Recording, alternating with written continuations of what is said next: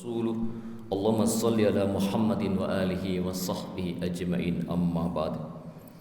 Hadirin jamaah salat subuh yang mudah-mudahan senantiasa dirahmati oleh Allah, senantiasa kita menjadikan puji syukur kehadirat Allah Subhanahu wa taala. Subuh pagi hari ini, hari ke-26 bulan suci Ramadan, Allah masih memberikan kesempatan, kenikmatan dan kesehatan kepada kita.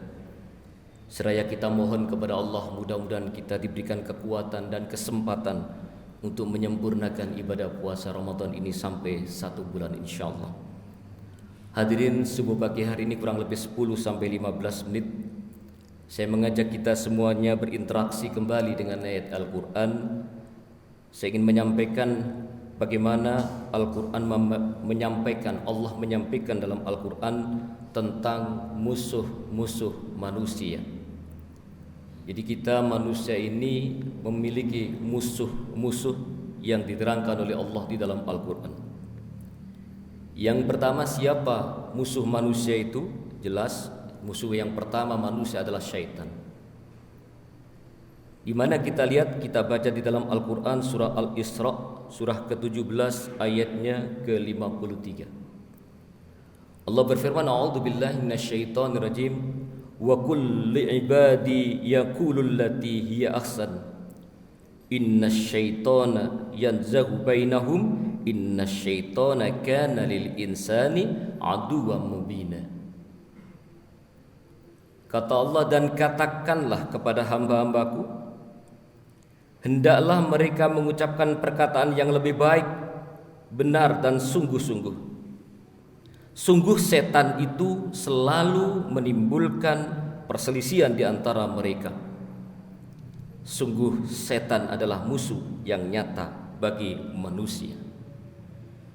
Surah ke-17 ayat 53. Dalam ayat yang lain Allah mengatakan, surah Fatir surah ke-35 ayat 6, Allah berfirman, innasyaitana lakum aduwwun innasyaitana lakum aduwwun fattakhidhuhu aduwwa innama yad'u hizbahu liyakunu min ashabis sa'ir. Sungguh setan itu musuh bagimu, maka perlakukanlah ia sebagai musuh. Karena sesungguhnya setan itu hanya mengajak golongannya agar mereka menjadi penghuni neraka yang menyala-nyala. Jadi setan itu mengajak golongannya agar mereka menjadi penghuni neraka yang menyala-nyala. Surah Fatir ayat 6, surah ke-35. Masih banyak lagi ayat yang lain yang hampir senada dengan ini. Poinnya adalah musuh utama manusia itu adalah syaitan. Sayangnya syaitan itu tidak kelihatan oleh kita, tetapi yang pasti syaitan itu akan membisikkan kepada kita semuanya untuk menggelincirkan kita dari jalan yang benar. Apapun yang kita lakukan untuk kebaikan, di sana setan akan hadir. Biasa hadir dengan was-wasnya perasaan kita, biasa hadir dengan mengganggu pikiran kita. Sebagai contoh misalnya, ada seseorang yang mau berinfak atau berzakat. Pada musim-musim begini biasanya banyak orang berzakat. Saya mau menyampaikan zakatnya, pada ambil zakat ini 5 juta. Setan tidak kemudian diam saja. Pikir lagi, jangan 5 juta lah. Begitu kan? Setelah itu pikir lagi dan sebagainya. Biasanya kita kalau melakukan berbuat baik, banyak pertimbangan, hati-hati, itu adalah syaitan. Kalau mau melakukan kebaikan, segera lakukan. Kalau mau melakukan keburukan, berpikirlah 1000 kali. Jadi kalau mau berinfak dan bersedekah, jangan pikir panjang. Karena pasti setan akan masuk di sana karena ingin agar kita tidak melakukan itu. Atau setidak-tidaknya kalau melakukan itu jangan sampai kita ikhlas. Itu perbuatan setan memang. Biasa toh, kalau kita mau berbuat baik itu ditunda-tunda. Jangan dulu. Mikir lagi. Hati-hati. Itu setan masuk di sana. Apapun kebaikan, bukan hanya infak dan sedekah, setan akan berusaha hadir di sana untuk menggelincirkan kita. Kalau kita dipengaruhi tidak bisa berhenti dari berbuat baik, paling tidak setan jangan sampai perbuatan baik itu menjadi ikhlas. Itu yang pertama. Al-Quran mengatakan musuh kita yang pertama adalah syaitan. Yang kedua siapa? Allah menyampaikan dalam Al-Quran musuh yang kedua adalah istri, suami dan anak-anak. bagi laki-laki istri, bagi perempuan suami dan anak-anak. Kok bisa? Kita baca ayatnya, surah At-Taghabun, surah ke-64 ayatnya 14.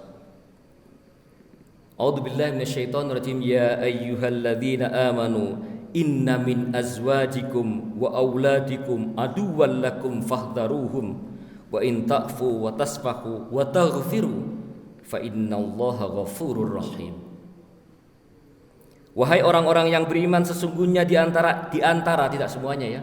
Sesungguhnya di antara istri-istrimu, termasuk kalau perempuan suami-suamimu dan anak-anakmu, ada yang menjadi musuh bagimu. Maka berhati-hatilah kamu terhadap mereka. Dan jika kamu memaafkan dan kamu santuni serta ampuni mereka, maka sungguh Allah Maha Pengampun, Maha Penyayang. At-Taghabun ayat 14. Apa yang dimaksud istri menjadi dan anak itu menjadi musuh? Banyak aspek, hadirin sekalian. Betapa banyak orang tua itu yang kelalai kemudian membiarkan anaknya tidak melakukan ketaatan kewajiban, anak-anaknya, istrinya tidak melakukan ketaatan kepada Allah, kemudian kita biarkan saja jadi musuh kita di akhirat nanti. Kamu mau masuk surga tapi bagaimana istrimu dulu? Kamu mau masuk surga bagaimana anakmu dulu? Gak sholat kamu biarkan saja. Jadi musuh. Itu yang itu. Apalagi kemudian ketika anak dan istri kita kadang-kadang tidak mau mengerti bagaimana suaminya ini bekerja, tuntutannya berlebihan yang tidak mampu diatasi atau dipenuhi oleh suaminya. Karena tuntutan terus-menerus, akhirnya suaminya mengambil jalan pintas, melakukan berbagai cara untuk memenuhi kebutuhannya. Dipertanggungjawabkan di hadapan Allah nantinya. Bagaimana kamu menafkahi anakmu, bagaimana kamu menafkahi istrimu dengan jalan-jalan yang tidak benar, menjadi musuh bagi kita di akhirat nanti, yang harus kita pertimbangkan. Jadi Bapak Ibu sekalian hadirin, termasuk yang ngomong ini punya beban berat, terutama terhadap keluarga ini. Keluarga ini kadang kalau kita melakukan kebaikan dia ojo sakmono lah, ojo gitu, biasa kan? Begitu kan? Siapa? Semua saya kira begitu. Kalau mau melakukan kebaikan masih ada pertimbangan-pertimbangan yang kadang-kadang begitu. Kemudian kalau anak-anak kita diperintah sholat susah, biar aja dia masih istirahat dan sebagainya. Itu kan kadang-kadang kita begitu, toleransi kepada anak. Biar dia baru belajar, jangan dibangunkan sholat dulu, kasihan masih capek lah. Bagaimana kita orang tua seperti itu nanti menjadi musuh kita di akhirat nanti. Hadirin, Allah mengatakan dalam Al-Quran surah At-Tahrim ayat 6, Ya ayyuhalladzina amanu qu anfusakum wa ahlikum nara wa quduhan nasu wal hijarah. Wahai orang-orang yang beriman, peliharalah dirimu dan keluargamu dari siksa api neraka yang bahan bakarnya dari manusia dan batu. Banyak orang tua yang kadang-kadang sayangnya kepada anak, sayangnya kepada istri, atau istri sayangnya kepada suami, sayangnya kepada anak, ini tidak proporsional. Ketika anaknya dipukul orang, marah kita bukan main. Ya wajar, orang tua anaknya dipukul orang marah, wajar. Anaknya diganggu orang atau istrinya diganggu orang, marahnya bukan main, wajar. Sebagai laki-laki, sebagai suami wajib itu, karena bagian daripada sayangnya dan menegakkan kehormatannya. Tetapi bagaimana ketika istrinya tidak mengikuti ketaatan kepada Allah, anaknya tidak mengikuti ketaatan kepada Allah, apakah si bapak ini atau si ibu ini tenang-tenang saja? Bagaimana mungkin anak kita dipukul orang, kita tidak tanggup, kita tidak terima? Ketika anak kita tidak sholat, yang itu api neraka akan menyentuhnya, kemudian kita diam-diam saja. Dari mana kasih sayang kita? Rasa cinta dan sayang kita itu di mana? Kalau dipukul orang aja kita tidak terima, apa ia terima selaku bagian daripada anggota keluarga kita tersentuh api neraka? Logikanya kan seperti itu. Sayangnya karena neraka ini belum kelihatan, belum tahu rasa sakitnya neraka kayak apa. Ya, kalau dipukul orang sudah kelihatan benjol mukanya misalnya di bumi ini, di dunia ini. Dan kadang-kadang kita tidak proporsionalnya seperti itu. Mari kita Bapak Ibu sekalian, termasuk yang ngomong ini, kita sama-sama menjaga ini agar jangan sampai anak, istri, kalau bagi istri, suami dan anak menjadi musuh kita di akhirat nanti. Paling tidak kita sudah maksimal. Memang tidak semua anak-anak kita itu bisa taat kepada Allah. Jangankan kita, sekelas Nabi Nuh saja anaknya tidak taat kepada Allah. Tetapi paling tidak orang tua punya tanggung jawab untuk menyampaikan, mengajak yang sungguh-sungguh, yang maksimal untuk taat kepada Allah. Selebihnya adalah Nabi Nuh saja, seorang nabi juga dicoba oleh Allah, anaknya tidak taat kepada Allah. Tapi jangan sampai Nabi Nuh aja gak taat, ya sudah biar aja, ya tidak boleh begitu dong. Kewajiban orang tua kepada anak ini harus dilaksanakan dengan semaksimal mungkin. Itu yang kedua, musuh manusia di dalam Al-Quran. Yang ketiga, hadirin sekalian, musuh manusia di dalam Al-Quran dijelaskan yang ketiga adalah hawa nafsu. Hawa nafsu. Hawa nafsu itu apa sih? Hasrat apa? Hawa nafsu itu ya bahasa Jawa juga hawa nafsu. Keinginan terhadap sesuatu. Dan hawa nafsu ini cenderung mengajak kita kepada keburukan. Kita buka Al-Quran surah Yusuf surah ke-12 ayatnya 53. Allah berfirman, a'udzubillahi minasyaitonirrajim, wa ma ubarri'u nafsi innan nafsa la'ammaratun bisu illa ma rahima rabbi inna rabbi ghafurur rahim. Dan aku, kata Allah, tidak menyatakan diriku dan aku tidak menyatakan diriku bebas dari kesalahan, karena sesungguhnya nafsu itu selalu mendorong kepada kejahatan, kecuali nafsu yang diberi rahmat oleh Tuhanku, sesungguhnya Tuhanku Maha Pengampun, Maha Penyayang. Surah Yusuf ayat 53. Jadi nafsu itu selalu mendorong kepada kejahatan, kecuali yang dibimbing oleh Allah, sehingga nafsu itu bisa dikendalikan. Bapak Ibu sekalian, mari kita berkaca pada kehidupan manusia ini. Kalau orang miskin, nafsunya apa? Ingin mendapatkan harta. Ya. Kalau nggak sanggup dengan jalan yang halal, berbagai cara dilakukan ingin mendapatkan harta yang banyak, itu nafsu. Dan itu manusiawi, orang ingin punya harta itu. Kalau orang hartanya banyak, nafsunya apa? Ingin melampiaskan seluruh keinginannya karena kemampuan hartanya. Bapak Ibu jangan heran, orang bermaksiat itu biayanya tinggi untuk orang kaya itu, Pak.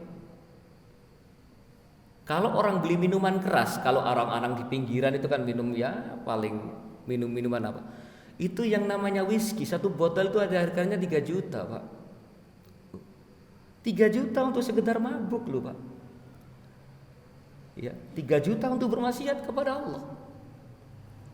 Ada yang segitu dan dibeli oleh orang-orang yang memang seperti itu. Oleh karena itu para hadirin sekalian, semua kita punya nafsu, tapi Allah sudah memperingatkan kita bahwa nafsu itu senantiasa mengajak kita kepada keburukan, kecuali yang diberikan rahmat oleh Allah. Bagaimana agar nafsu kita diberikan rahmat oleh Allah? Tentu kita tidak boleh jauh-jauh dari Allah. Karena Allah itulah sebagai kontrol diri kita agar nafsu kita tidak menjadi nafsu yang mengajak kepada keburukan itu. Kalau orang jauh dari Allah, maka nafsunya itu sulit untuk dikendalikan. Sulit untuk dikendalikan. Apalagi orang sudah jauh dari Allah, punya uang banyak, mudah nafsunya itu sulit dikendalikan. Apa saja maunya dikerjakan. Di dalam Al-Quran ayat yang lain, Al-Furqan surah ke-25 ayat 43, Allah mengatakan, ara'aita man ittakhadha ilahahu hawahu afa anta takunu alaihi wakila. Sudahkah engkau Muhammad melihat orang yang menjadikan keinginannya sebagai Tuhannya, keinginannya hawa nafsunya, menjadikan hawa nafsunya menjadi Tuhannya, apakah engkau akan menjadi pelindungnya? Surah Furqan ayat 43. Nah, Allah memperingatkan kepada Rasulullah, sudahkah melihat orang yang menjadikan keinginannya sebagai Tuhannya? Artinya keinginannya itulah yang menjadi tujuan hidupnya dia. Kadang-kadang keinginannya sampai gak masuk akal ya. Karena kadang-kadang apalagi kemudian ditunjang dengan memiliki harta yang banyak, keinginannya itu kadang tidak masuk akal. Oleh karena itu para hadirin sekalian, musuh yang ketiga ini hawa nafsu. Dan setiap kita punya hawa nafsu, tidak ada yang tidak punya hawa nafsu. Tapi Allah juga mengingatkan nafsu itu akan bisa terhindar dari keburukan ketika mendapatkan rahmat Allah. Poin pentingnya adalah bagaimana agar nafsu kita ini terbimbing oleh rahmat Allah. Jalan yang saya sampaikan tadi adalah kita selalu berusaha mendekatkan diri kepada Allah. Bagaimana Allah membimbing kita kalau kita juga jauh dari Allah Subhanahu wa taala? Kita sudah mengatakan ihdinas siratal mustaqim, ya Allah tunjukkan kami jalan yang lurus. Kita sudah meminta kepada Allah ditunjukkan jalan yang lurus, tapi kadang-kadang kita lupa bagaimana kita menggapai jalan yang lurus itu. Menggapai jalan yang lurus itu dekat dengan Allah. Salah satunya memahami agama agar kita lebih dekat dengan Allah, agar kita berada di jalan yang lurus. Kalau begitu ceritanya, maka insya Allah nafsu kita ini akan diberikan rahmat oleh Allah dan tidak liar yang membawa kita kepada keburukan. Ini barangkali 3 hal yang saya sampaikan dalam kesempatan ini, yaitu musuh manusia di dalam Al-Quran. Yang pertama syaitan, yang kedua istri dan anak-anak, dan yang ketiga adalah nafsu. Mudah-mudahan Allah Subhanahu wa taala senantiasa membimbing kita semuanya, menghindarkan kita dari musuh-musuh itu, sehingga mudah-mudahan di akhirat ini, di akhirat nantinya kita tidak akan menghadapi ini semua menjadi musuh kita, dan kita bisa mengendalikan musuh-musuh itu sehingga kita semuanya diselamatkan oleh Allah Subhanahu wa taala. Amin. Kurang lebihnya mohon maaf. Mari kita tutup dengan doa kafaratul majlis. Subhanakallahumma wa bihamdika asyhadu an la ilaha illa anta astaghfiruka wa atubu ilaik. Billahi taufiq wal hidayah. Wassalamualaikum warahmatullahi wabarakatuh.